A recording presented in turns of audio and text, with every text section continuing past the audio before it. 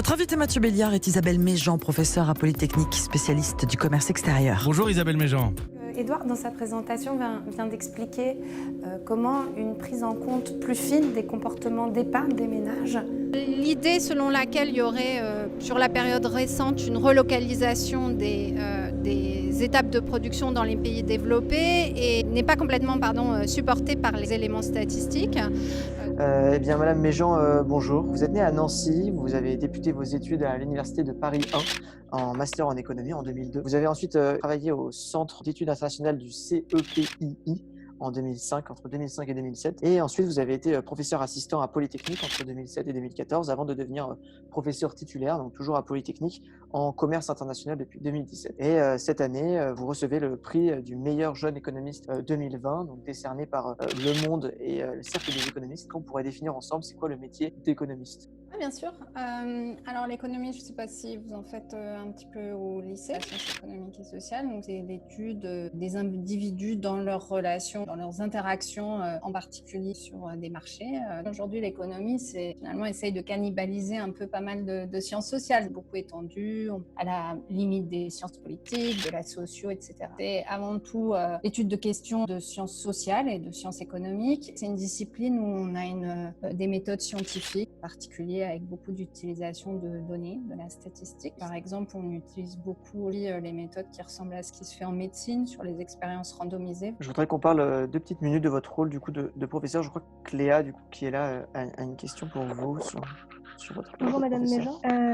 Je me demandais comment peut-on, à votre avis, donner envie aujourd'hui aux jeunes de faire de l'économie ? Moi, je suis parfois étonnée que les jeunes n'aient pas envie de faire d'économie, parce que je pense qu'il y a plein de questions qu'on voit dans les journaux, qu'on discute, qui sont difficiles à aborder si on n'a pas un peu une connaissance de l'économie. En France, on n'a pas non plus une tradition de formation en économie qui est très importante. Dans les médias, on appelle un peu tout un économiste. Je trouve que si on n'a pas un accès un petit peu informé à ce que c'est l'économie, on a du mal à comprendre plein de questions, et des questions qui nous concernent directement. Toujours pour rester dans votre rôle de professeur, Simon, je crois que tu as toujours une question. Oui, bonjour. Et moi, ma question, c'est qu'est-ce qui vous plaît le plus, vous, en tant que professeur, dans l'enseignement ? L'enseignement, c'est difficile. Je peux vous dire que vos profs ont beaucoup de courage. Quand on est dans l'enseignement supérieur, on n'a pas beaucoup d'heures de cours, mais on a des heures de cours qui sont très intenses. Donc moi, ce qui me plaît, c'est les interactions que je peux avoir avec mes étudiants. Quand on est prof dans le supérieur, les étudiants, ça va jusqu'aux doctorants. Donc, les doctorants, c'est des jeunes chercheurs, c'est presque déjà des collègues. Et donc, moi, je continue à apprendre tous les jours. Les gens qui aiment étudier, l'enseignement, être enseignant-chercheur, c'est vraiment une manière de continuer à étudier toute sa vie. Donc, c'est très sympa. Avec la crise du Covid-19, l'économie mondiale est en énorme baisse, avec, par exemple, pour la France, une baisse du PIB de 5,8%. Pensez-vous que l'économie française va réussir à se relever de cette crise ?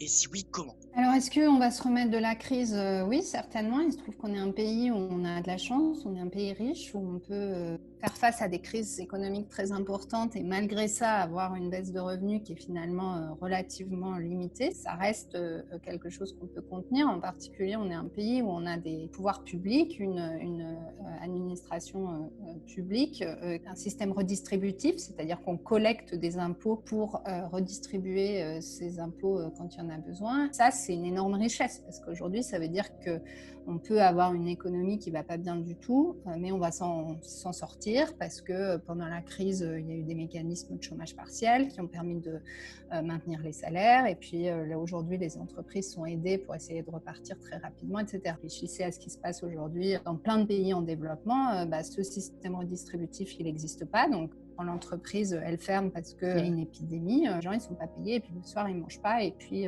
la pauvreté augmente massivement et il y a plein de gens qui meurent. Après, évidemment, c'est très coûteux. Donc, ce qui s'est passé là, c'est que pendant 2 mois, l'économie ne fonctionnait plus qu'à 2/3 de ses capacités, en gros. Maintenant qu'on sort un petit peu de cette crise, il faut relancer l'économie. Et là, l'interrogation que tout le monde a, c'est que l'économie va repartir, mais on ne sait pas à quelle vitesse et à quel rythme. Donc, en gros, quand est-ce qu'on reviendra à un rythme de production qui est normal ? Un des risques importants, c'est que les entreprises ont quand même souffert évidemment pendant la quarantaine, n'ont pas tellement investir dans les prochains mois. Et ça, c'est embêtant parce que l'investissement, c'est une partie importante de ce qu'on appelle la demande agrégée, c'est-à-dire la demande qui permet de générer de l'activité économique. Bonjour Madame Méjean. Alors, il y a quelques jours, la Commission européenne a présenté un plan de relance d'environ 750 milliards d'euros. Donc la question que j'aimerais vous poser, c'est qu'est-ce que vous en pensez et est-ce que ce plan sera à la hauteur des défis auxquels nous allons être confrontés? Alors, d'abord, c'est très nécessaire aujourd'hui, comme on l'a dit. On est dans une période où il y a un fort ralentissement de l'économie. Une des solutions qu'on peut avoir dans un pays riche, c'est pallier à la demande privée par de l'argent public. Donc, en gros, les entreprises, les consommateurs consomment plus beaucoup et à la place, on va dépenser de l'argent public pour essayer de compenser un petit peu et faire repartir l'économie. Est-ce que c'est suffisant? Probablement pas. Quand on regarde, je suis pas du tout bonne à des ordres de grandeur, mais globalement, ça paraît beaucoup, mais c'est pas tant que ça à l'échelle du PIB de l'Europe, parce qu'on est encore une fois dans des crises où, en gros, toute l'Europe va perdre 5% de PIB. Donc, pour compenser, il faudrait s'endetter à hauteur de 5% du PIB européen, ce qui est bien plus que ce dont on parle aujourd'hui. Dans quoi il faut investir? Il faut faire les bons choix. Et moi, par exemple, je pense qu'il faut investir massivement des investissements qui vont favoriser la transition écologique, parce qu'on reste quand même dans une économie où le plus gros risque, c'est le réchauffement climatique, qui est une bonne occasion. On n'avait pas vraiment prévu de dépenser de l'argent, mais comme il se trouve qu'on fait face à une crise qui génère des dépenses publiques supplémentaires, je pense qu'il faut vraiment utiliser cette occasion-là pour faire de la dépense publique ciblée vers les technologies qui vont aider à la transition écologique. Du coup, vous parlez de l'écologie. Moi, j'ai du coup une question aussi, mais comment en fait on résout ces problèmes d'écologie, mais économiquement? Comment vous pensez qu'on pourrait évoluer dans le bon sens d'un point de vue écologique? Les économistes y croient aux mécanismes de prix. Donc, une manière d'avancer de manière importante sur les questions écologiques, c'est que le carbone ait un prix le prix, le contenu en carbone de ce qu'on achète soit effectivement reflété dans les prix. Donc, typiquement, quand on parle de commerce international, on a toujours un peu cette idée que, et ce qui est vrai, le commerce international, c'est une source qui génère des émissions de gaz à effet de serre, parce que en plus de produire à plein d'endroits différents, comme on produit à plein d'endroits différents, on est obligé de transporter les biens d'un endroit à l'autre, et donc ça génère des émissions de gaz à effet de serre. Le problème, c'est qu'il ne suffit pas de dire ça, parce que c'est pas parce que le commerce génère des émissions de gaz à effet de serre que la solution, c'est de ne pas faire de commerce, parce que certains flux de commerce permettent d'éviter certaines émissions. Si on réfléchit, par exemple, avec un cas extrême, imaginez qu'on se ferme au commerce international, demain on veut consommer des bananes, faire pousser des bananes en France, c'est extrêmement coûteux du point de vue écologique parce qu'on n'a pas le climat adapté, et donc de ce point de vue-là, si on ferme notre pays au commerce international des bananes, on va économiser sur le transport de bananes, mais on va dépenser beaucoup pour produire les bananes nécessaires à la consommation. Et ce qui est vrai pour les bananes, c'est vrai pour plein de biens différents, même parfois, c'est pas intuitif, mais ce qu'on montre, c'est que parfois, c'est plus écologique d'acheter notre agneau en Nouvelle-Zélande que de le produire en Europe. Donc ça veut dire que la solution démondialisation, si on revient là-dessus, c'est pas la bonne, parce qu'elle n'est pas adaptée et elle permet pas effectivement d'avoir les bons critères pour mesurer les émissions de gaz à effet de serre. Et donc la bonne solution qui est poussée par la plupart des économies, c'est de dire à partir du moment où on met un prix sur le CO2, donc on fait payer aux entreprises des émissions de gaz à effet de serre et puis on donne des permis, etc. pour échanger des droits à polluer, finalement les entreprises vont payer pour leurs émissions, charger ce coût aux consommateurs, donc le prix des biens qui émettent beaucoup de CO2 va augmenter. Et donc, le consommateur va être capable finalement de choisir quel bien consommer sur la base d'un signal qui est fort, qui est le prix. Et donc, le prix va refléter effectivement le coût de production, mais qui implique à la fois les coûts directs, le coût du travail, etc., mais aussi les coûts écologiques, ce qu'on appelle les externalités environnementales, c'est-à-dire le contenu en carbone des biens. Donc, la solution qu'on appelle un peu first best, la meilleure solution pour un économiste, c'est d'avoir une tarification du carbone qui est beaucoup plus généralisée. Le problème, c'est que souvent, les bonnes solutions, elles sont difficiles à implémenter. Et donc, le prix du carbone, ça peut marcher que si finalement tous les pays du monde sont d'accord pour participer à un mécanisme d'échange des permis à polluer, etc. Et donc, pour l'instant, on n'est jamais arrivé à ça parce que certains pays refusent, ne sont pas d'accord pour coopérer sur ces questions-là. Donc, dans ce cas-là, le problème, c'est qu'il faut passer à des solutions moins bonnes, mais implémentables. Donc, en Europe, on a choisi de faire des permis à polluer en Europe sur l'espace du marché unique. Mais ces permis à polluer, ils concernent encore, à mon avis, une quantité insuffisante de transactions. Il faut généraliser beaucoup ces permis à polluer. Et puis, si on veut effectivement forcer beaucoup plus les consommateurs à intégrer les contraintes environnementales grâce à des mécanismes de prix, ça veut dire que peut-être aussi il faut taxer les biens à l'entrée dans le territoire européen sur des bases environnementales, ce qu'on ne fait pas du tout pour l'instant. Donc, la réponse générale, c'est vraiment d'inciter les consommateurs à consommer plus écologique, mais c'est difficile à faire simplement par la bonne volonté. Je pense que presque tout le monde aujourd'hui a envie d'être plus écologique. Et c'est très difficile de le faire si on n'a pas les bons signaux sur qu'est-ce qui est écologique ou pas. À mon avis, une bonne manière d'envoyer des signaux aux consommateurs, c'est d'avoir des prix qui reflètent beaucoup mieux les contraintes environnementales. La Chine et d'autres pays, les États-Unis, etc., participent pas suffisamment, ne sont pas partis à notre système de permis à polluer.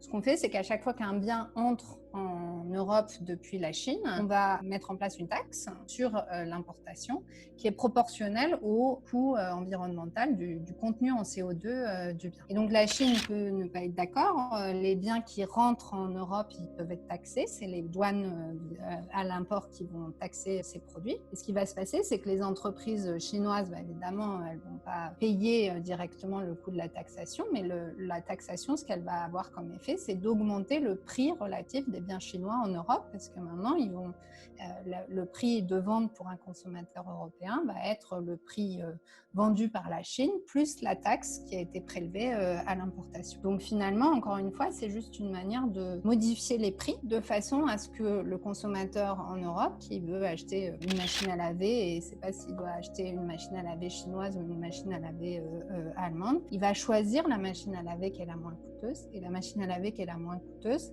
elle sera, si le CO2 est suffisamment taxé, elle sera relativement plus écologique.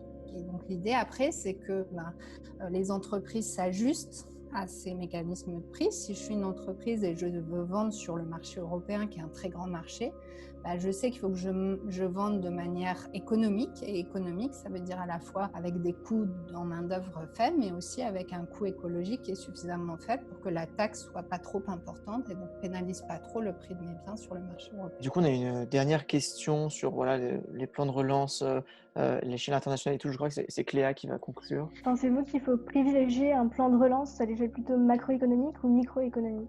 La macroéconomie est très micro-fondée, donc le plan de relance, voilà, si on peut dire le plan de relance, c'est l'idée qu'on s'endette sur un montant global. Après, la question, c'est qu'est-ce qu'on fait de cet argent ?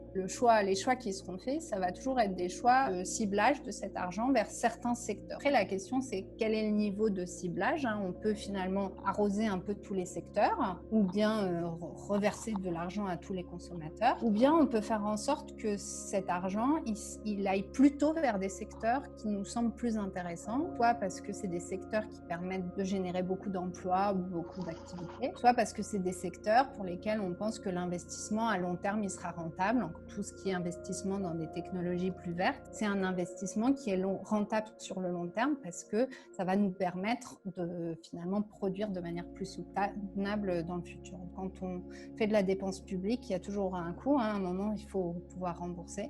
Et quand on a investi dans des infrastructures ou des projets qui sont rentables, ça facilite la vie pour rembourser. Bien, Madame Méjean, on a posé, nous, toutes nos questions qu'on voulait vous poser. Merci encore une fois d'avoir passé du temps avec nous. Vous avez donc reçu le prix de la meilleure jeune économiste. Qu'est-ce qu'on peut vous souhaiter pour la suite ? Quel est votre prochain projet ? Moi, j'ai toujours des projets en cours. Je suis chercheur, donc je fais des travaux de recherche. Donc, On espère le meilleur, en tout cas. Voilà. Très bien, merci beaucoup. Merci beaucoup, au revoir. Au revoir.